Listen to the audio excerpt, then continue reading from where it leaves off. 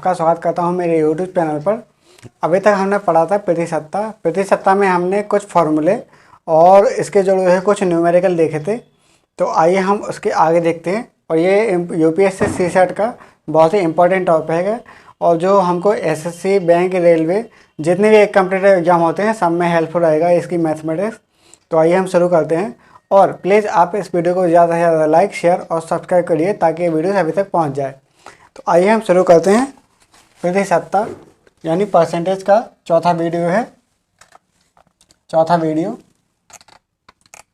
तो इसमें जो एक फॉर्मूला है हम उसको देखेंगे। यदि किसी बाजार में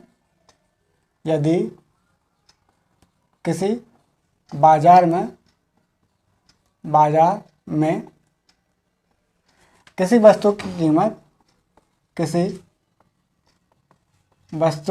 की कीमत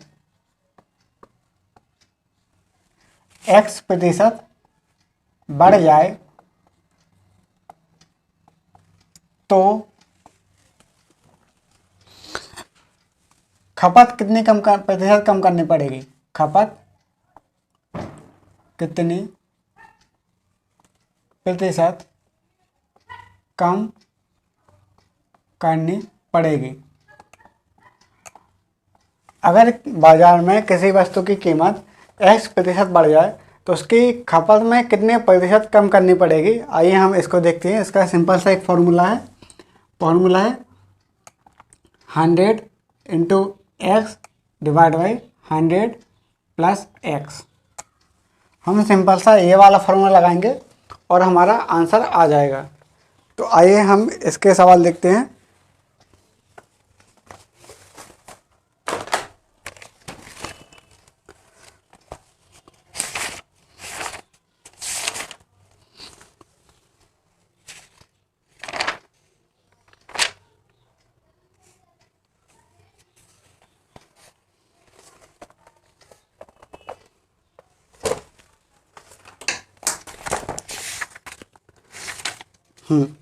लिख लीजिए सवाल।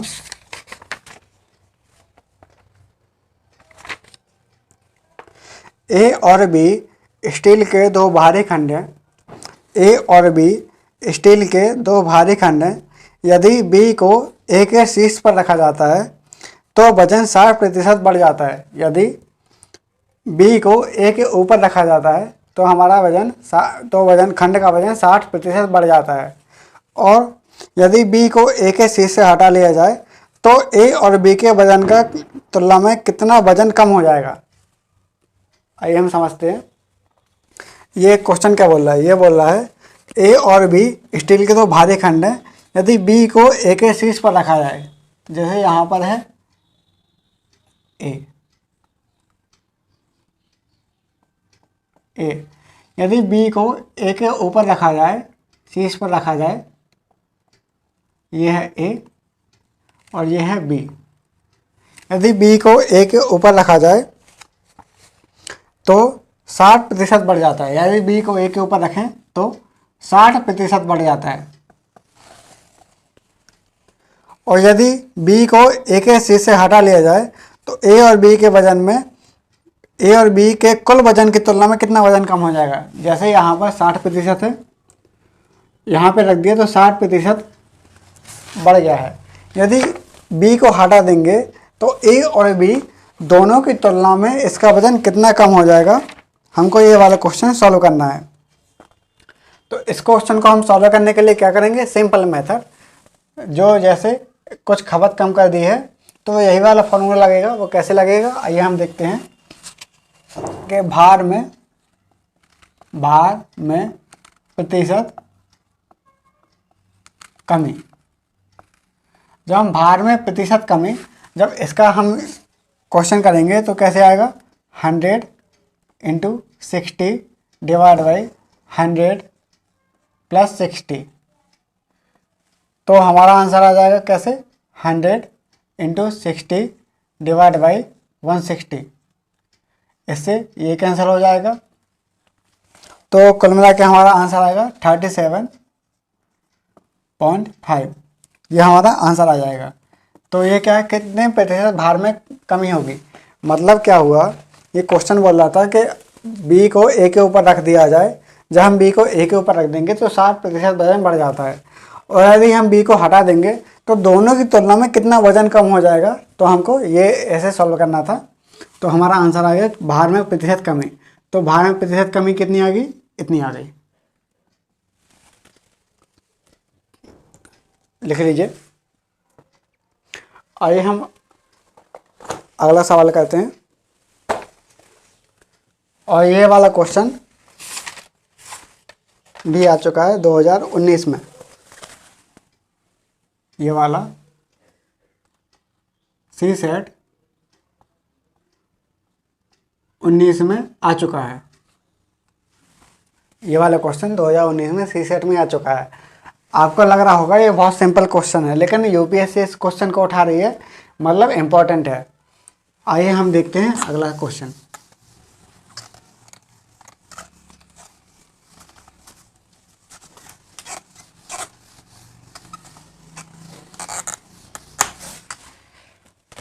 हम UPSC का ही क्वेश्चन करेंगे।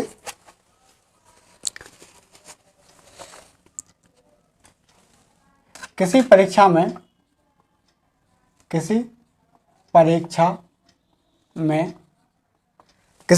में पास होने के लिए एक विद्यार्थी को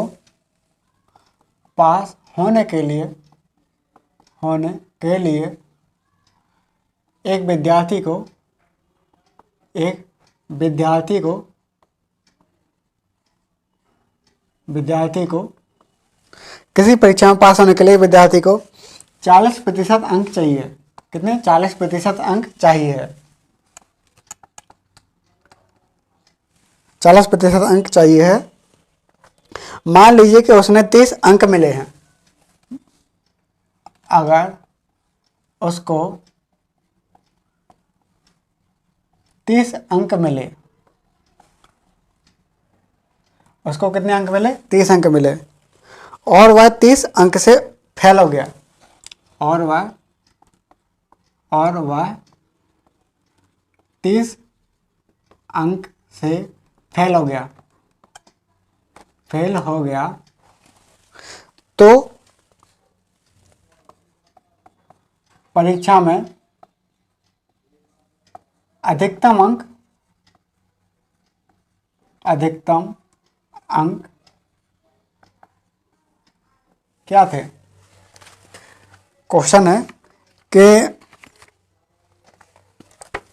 किसी परीक्षा में पास होने के लिए एक विद्यार्थी को 40% अंक चाहिए। कितने चाहिए? 40%।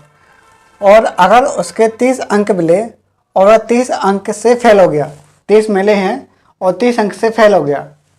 40% पास होने के लिए चाहिए थे और 30 मिले और 30 से फेल हो गया, तो मतलब 60 रहे होंगे।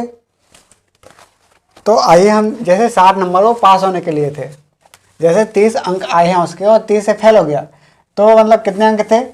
60 नंबर उसके पास होने के थे। 60 नंबर उसके पास होने के थे, और हमको परीक्षा में अधिकतम अंक बताना है। जब अधिकतम अंक बताना है तो पास होने के लिए आवश्यक अंक, पास होने के लिए आवश्यक अंक कितने हैं? 30 + 30। 30 क्यों किए? क्योंकि यहाँ पर 30 उसके पास पहले से थे और 30 और चाहिए, तो हमको पास होने के लिए आवश्यक अंक कितने होगा? 60। अब हमने आपको एकक नियम यानी यूनिटरी मेथड बताई थी कि 40% पास होने के लिए चाहिए, तो 40% है 60 के बराबर। 40% 60 के बराबर है। 40% 60 के बराबर,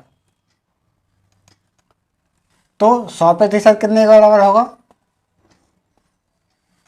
हम करेंगे क्रॉस मल्टीप्लाई। जैसे हम क्रॉस मल्टीप्लाई करेंगे तो हमारा आंसर आ जाएगा अधिकतम अंक। अधिकतम अंक कितने हुए? क्रॉस मल्टीप्लाई करेंगे तो 60 का इंटू 100 हो जाएगा। 60 × 100 डिवाइड बाई 40। ये वाला कैंसिल हो जाएगा और 15। तो हमारा आएगा अधिकतम अंक 150, अधिकतम अंक 150। तो ये क्वेश्चन 2018 में आ चुका है, CSET 2018, और किसमें, यूपीएससी में, यूपीएससी CSET 2018। तो यूपीएससी CSET 2018 में ये क्वेश्चन आ चुका है। सिंपल ऐसे ही क्वेश्चन आते हैं, इसको आप देख लीजिए, बता दे रहा हूँ। किसी परीक्षा में पास होने के लिए एक विद्यार्थी को 40% अंक चाहिए थे और उसके 30 अंक आए थे और 30 अंक से फेल हो गया। जब 30 आए थे और 30 से फेल हो गया, मतलब उसके पास कितने नंबर चाहिए थे पास होने के लिए, 60। तो यहाँ पर हमने 60 कर दिए, पास होने के लिए आवश्यक अंक 60। अब हमने इसमें फिर यूनिटरी मेथड लगाया, यानी एकक नियम, एकक नियम या यूनिटरी मेथड, इससे हमने लगाया। तो देखो 40 है 60 के बराबर, 40 60 के बराबर है, तो 100% कितने बराबर होगा, तो हमारा ये आंसर आ जाएगा। आइए हम और सवाल करते हैं।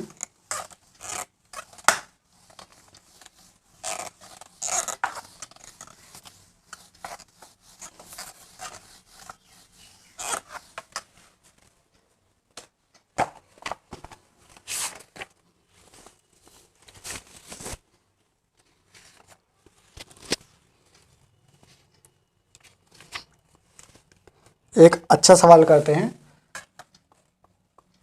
क्वेश्चन है, किसी शहर में 12% परिवार एक वर्ष में 30,000 रुपये से कम कमाते हैं। मतलब 12% परिवार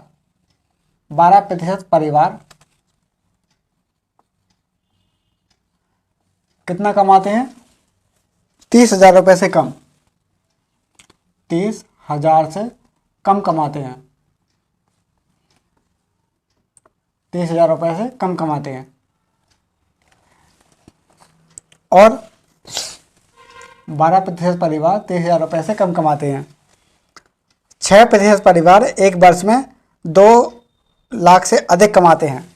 जो 6% परिवार है, 6% परिवार 2 लाख से अधिक कमाते हैं, 2 लाख से अधिक कमाते हैं। 22% परिवार एक वर्ष में 1 लाख से अधिक कमाते हैं। 22% परिवार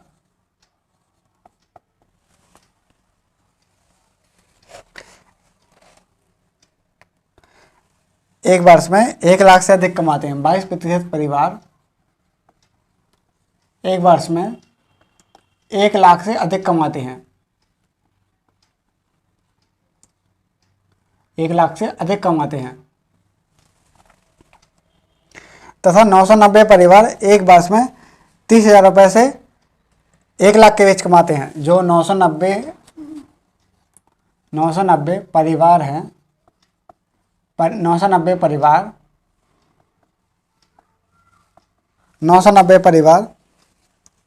30,000 से 1 लाख के बीच कमाते हैं। कितने, 30,000 से 1 लाख के बीच में,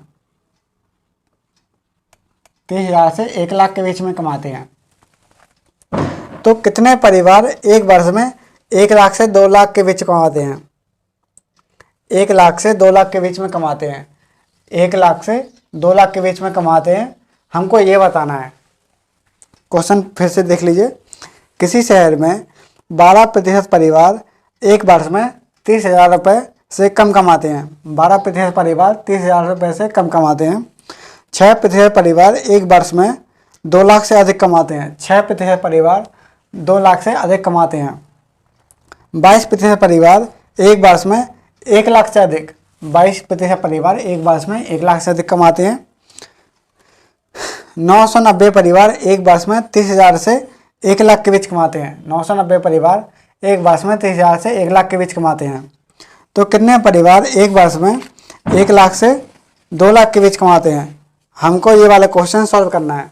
इसके लिए हम क्या करेंगे, सिंपल सी एक टेबल बनाएंगे। बहुत ही सिंपल क्वेश्चन है। और ये क्वेश्चन 2018 में आ चुका है, सी सेट में 2018 में आ चुका है ये वाला क्वेश्चन। इसमें हम क्या करेंगे, एक टेबल बनाएंगे और इसमें हम जो दिखाए गए हैं वो डाटा भरेंगे। जैसे 30,000 से कम,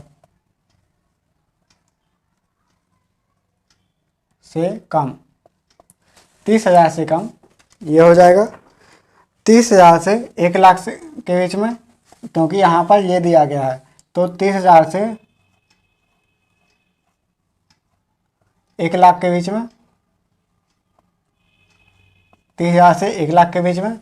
फिर अपने पास जो तीसरा डेटा है वो तीसरा डाटा क्या है, ये वाला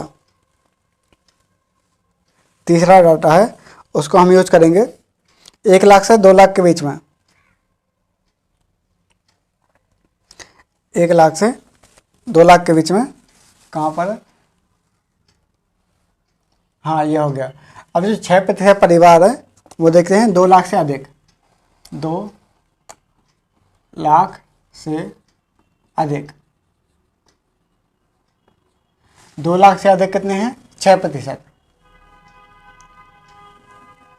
यहाँ पर लिख लेते हैं 6%,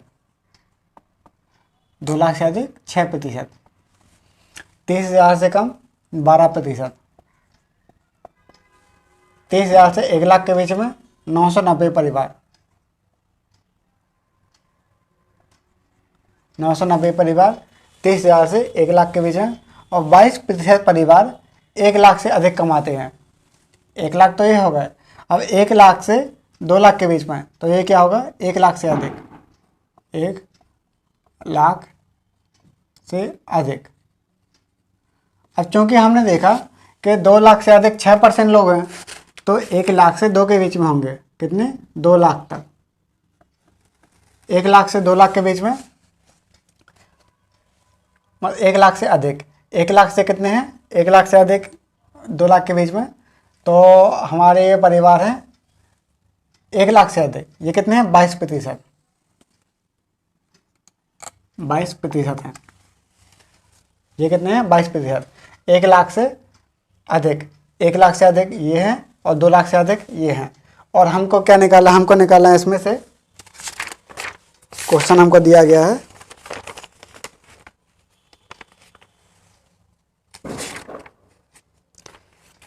1 से 2,00,000 के बीच में कमाते हैं कितने परिवार, 1,00,000 से 2,00,000 के बीच में कमाते हैं। 1,00,000 से 2,00,000 के बीच कितने लोग कमाते हैं, मतलब हमको ये निकालना है 1,00,000 से 2,00,000 के बीच में कितने % लोग कमाते हैं, हमको ये निकालना है। तो ये निकालने के लिए सिंपल मेथड है 990। 990 हमारा ये यहाँ पर दिया गया है 990, और 22% हमारा ये दिया गया है 66%। तो देखो यहाँ पर हम जैसे देखते हैं तो 12% और 22%, 12% 22%, तो 12% और 22% को जोड़ेंगे कितना हो जाएगा, 12% प्लस 22%। सो ये टोटल हो जाएगा 32 और यह 36, 2 2 4, 34%। 34% हमारी ये है क्या कि जो इतने % कमाते हैं, 12% से लेके यहाँ पर ये 12% और ये इतना। हम देखते हैं कि हमारा इतना डाटा यूज हो गया है और इतना डाटा हमारा यूज हो गया, हमारा ये डाटा यूज नहीं हुआ है। तो ये कितना है, आइए हम इसको देखते हैं। जैसे ये कितना है, 34%, ये और ये 34% है, ये और ये 34%। बचा हमारा कितना है, 100 में से 34 माइनस कर देंगे तो हमारा हो जाएगा 66%। तो हमारा ये है जो, ये है 66%, 66% ये है हमारा, 66% ये है। तो हमको 66% इसकी वैल्यू निकालनी है। अब चूँकि 22 में से 6% तो ये हो गया, तो ये कितना हो गया, 22 में से 6 जाएंगे तो ये हो गया 16% हमारा ये आ गया। तो यहाँ पर हमको देखना है, हमको ये वाला डाटा निकालना है। हमको ये पता चल गया है कि 66% लोग हैं, जो 66% कमाने वाले 990 लोग हैं। 990 लोग हैं जो 30,000 से 1,00,000 के बीच में कमाते हैं। वो कितने, 66%। तो हमारा सिंपल यूज करेंगे, 66% हैं 990 के बराबर। 66% 990 के बराबर है। तो हमें ये वाला डाटा निकालना है। तो ये क्या हो जाएगा, 16% कितने के बराबर कमाएंगे, हमको ये निकालना है। तो सिंपल क्रॉस मेथड जैसे हम यूज़ करेंगे तो हमारा डाटा निकल आएगा 1,00,000 से 2,00,000 के बीच में।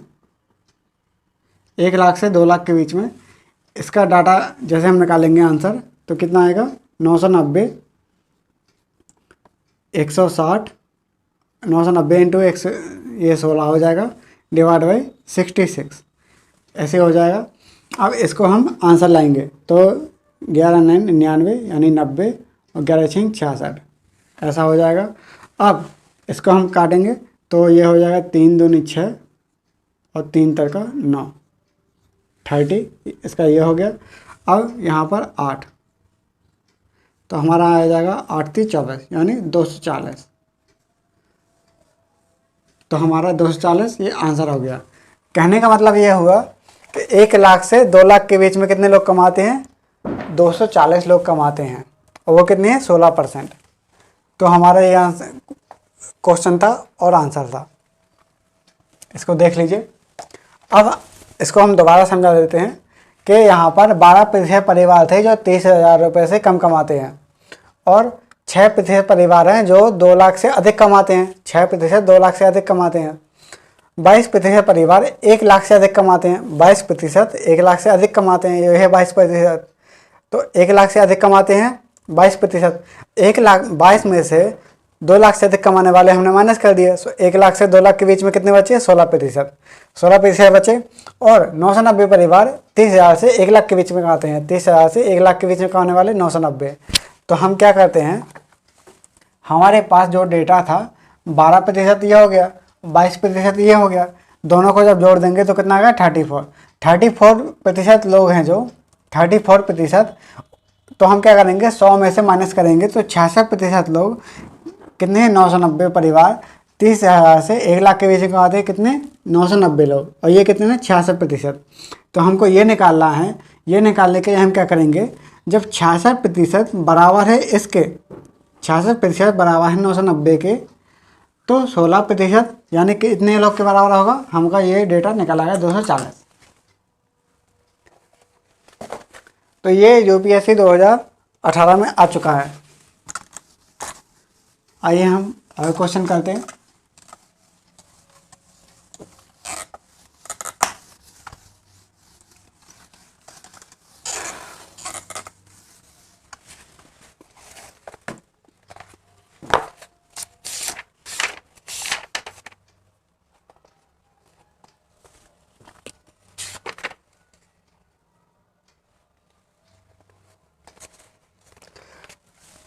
ये क्वेश्चन कर रहे हैं, किसी नगर में 45% लोग पत्रिका ए पढ़ते हैं।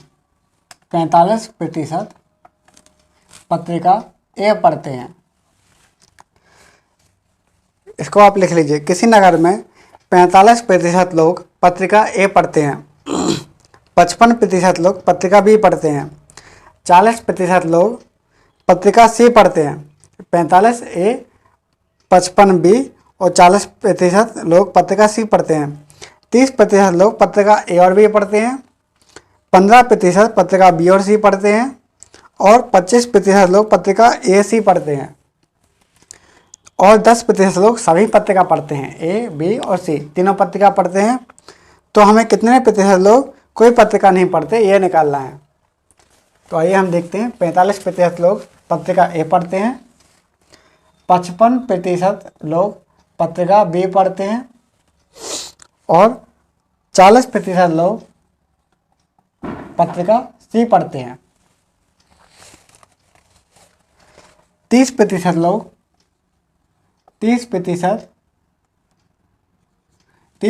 लोग पत्रिका ए और बी पढ़ते हैं। 30% ये हो गया। और 15% लोग पत्रिका बी और सी पढ़ते हैं। 25% लोग पत्रिका ए और सी पढ़ते हैं। 10% लोग पत्रिका ए भी पढ़ते हैं, बी भी पढ़ते हैं और सी भी पढ़ते हैं। तो कितने प्रतिशत लोग हैं, कितने प्रतिशत लोग कोई भी पत्रिका नहीं पढ़ते, कोई भी पत्रिका नहीं पढ़ते, हमको ये निकालना है। ये थ्योरी क्वेश्चन था। थ्योरी क्वेश्चन जो करीब 7 लाइन का है। 7 लाइन को मैंने इसमें लिख दिया डाटा फॉर्म में। अब इसको हम सॉल्व करेंगे। इसमें क्या बोल रहा है कि 45% लोग पत्रिका ए पढ़ते हैं, 55 बी पढ़ते हैं, 40 सी पढ़ते हैं, 23% ए और बी पढ़ते हैं, 15% बी और सी पढ़ते हैं, 25% ए और सी पढ़ते हैं, 10% ए बी और सी तीनों पत्रिका पढ़ते हैं। तो ऐसे कितने लोग हैं जो कोई पत्रिका नहीं पढ़ते? तो हमने आपको इसके लिए एक सिंपल क्वेश्चन बताया था। इस क्वेश्चन को सॉल्व करने की मेथड, ये क्वेश्चन कहाँ गया 21। तो इनको क्वेश्चन को सॉल्व करने की मेथड थी 1 2 3 1 2 3 1 2 3। ये हमने बताया था। जैसे मान लो एक कोई ग्राफ है, ये बेनारेख है, बेनारेख बनाया हमने। यहाँ हो गया ए बी और सी, ए बी और सी। तो ये हो गया, ये है 10। तो हमने आपको इसका एक बेनारेख बना के बताया था, याद आ रहा होगा। और इसका एक फॉर्मूला था 1 2 3। 1 2 3 मतलब A plus B plus C minus A plus B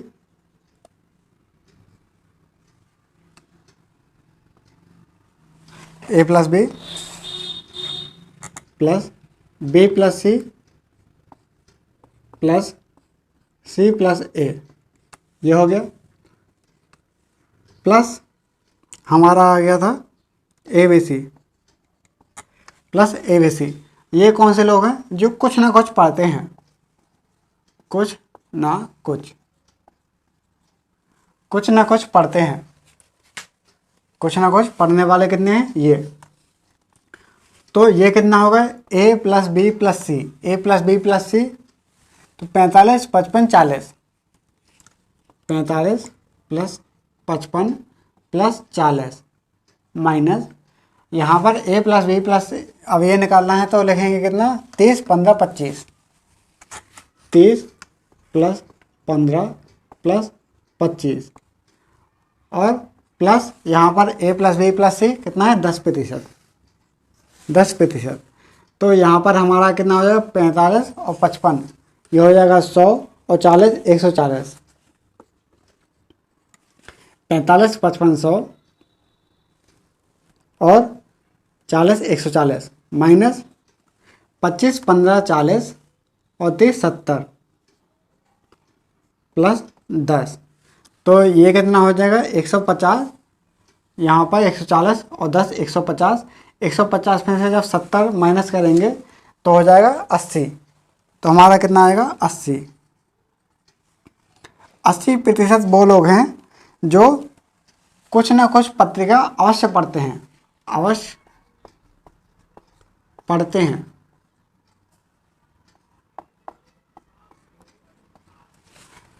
तो हमें ये निकालना है कि ऐसे कितने लोग हैं जो कोई पत्रिका नहीं पढ़ते। तो कोई पत्रिका नहीं पढ़ने वाले, कोई पत्रिका नहीं पढ़ते, पत्रिका नहीं पढ़ते। तो जब 20-80% वो लोग हैं जो कुछ ना कुछ पत्रिका पढ़ते हैं, तो हमको निकालना है कोई भी पत्रिका नहीं पढ़ते। इसके लिए हम क्या करेंगे? 100 माइनस 80 इक्वल टू 20। 20% लोग कोई पत्रिका नहीं पढ़ते, ये हमारा आंसर आ जाएगा।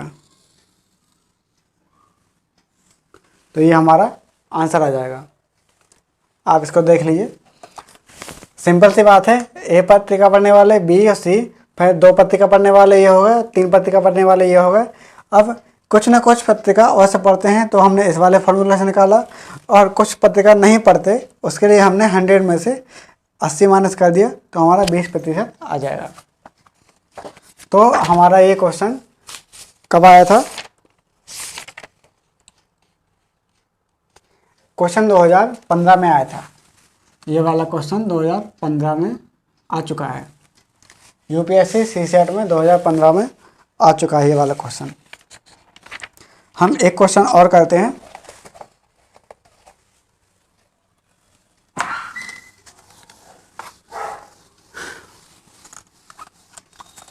जो 2016 में आया है, हम उसको क्वेश्चन को सॉल्व करते हैं। क्वेश्चन ज़्यादा टफ नहीं है, बस थोड़ा दिमाग लगाना पड़ेगा, थोड़ा सोचो और आंसर। जैसे 2016 में आया है, 2016 में, और इसमें क्या है कि अनीता की गणित परीक्षा में 70 प्रश्न समान अंकों के थे। 70% 70 प्रश्न समान अंकों के थे, मतलब समान अंक के थे। 70 प्रश्न समान अंक के थे, जिसमें से 10 अंक गणित के। अंक गणित के कितने? अंक गणित के कितने प्रश्न थे? 10। 30 प्रश्न बीजगणित के थे। बीजगणित के कितने? बीजगणित के कितने थे? 30 प्रश्न। और ज्यामिति के कितने? ज्यामिति के 30 प्रश्न। यद्यपि उसने अंक गणित के 70%, बीजगणित के 40, और अंक गणित के 70%, इसने 70% क्वेश्चन करे, बीजगणित के 40% और ज्यामिति के 60%, क्वेश्चन किए। वह परीक्षा में सफल नहीं हो पाई क्योंकि उसे 60% से कम मिले थे। वह पास नहीं हो पाई क्योंकि उसको कितने? 60% से कम अंक मिले थे। 60% से कम अंक मिले, और कितने प्रश्नों के सही उत्तर देने थे जैसे 60 अंक से पास हो जाए। तो भाई 60%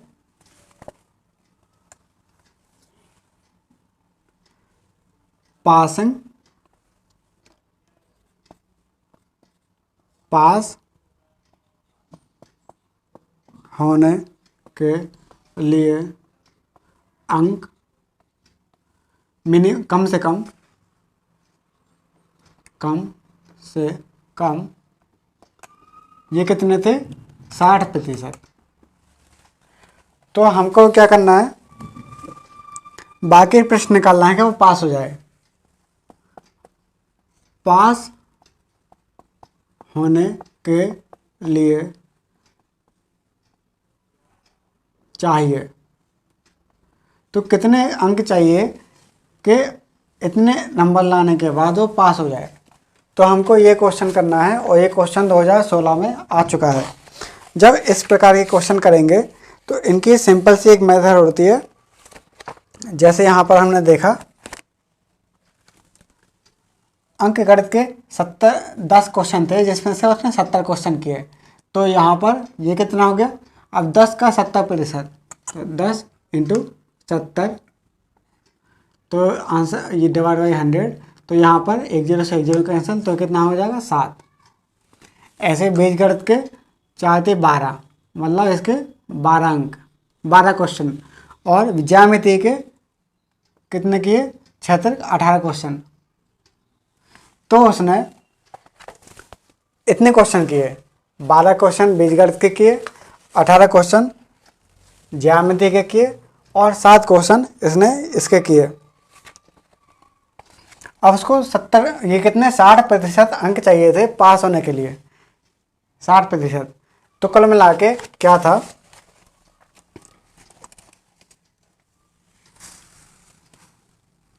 हाँ यहाँ पर अब 70 प्रश्न थे, 70 प्रश्न का 60%, 70 का 60% बराबर है किसके, हम तीनों को जोड़ देंगे तो कितना आएगा, 8 2 10 7 17 के साथ, और यहाँ पर 3,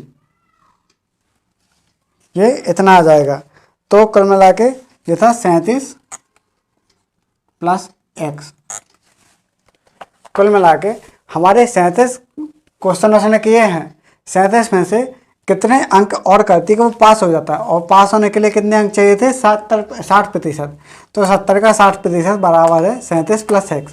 तो जब हम इस टाइप के क्वेश्चन करेंगे तो क्या करेंगे, 70 का 60%, इसकी वैल्यू निकालेंगे तो 70 गुणा 60 डिवाइड बाई 100, यह आ जाएगा 37 प्लस x।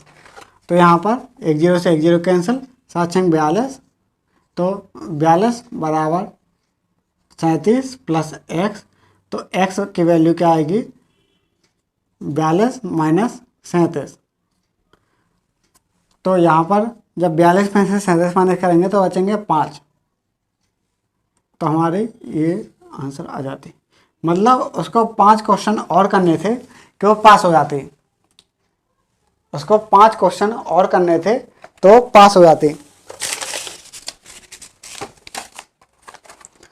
तो हमने ये देखे इसके प्रतिशतता के कुछ क्वेश्चन देखे जो पुराने साल में आए हैं, और सिंपल सब इसी टाइप के क्वेश्चन है, बाकी हम कल करते हैं। और प्लीज़ आप इस वीडियो को ज़्यादा से ज़्यादा लाइक शेयर और सब्सक्राइब करिए ताकि ये वीडियो सभी तक पहुँचे।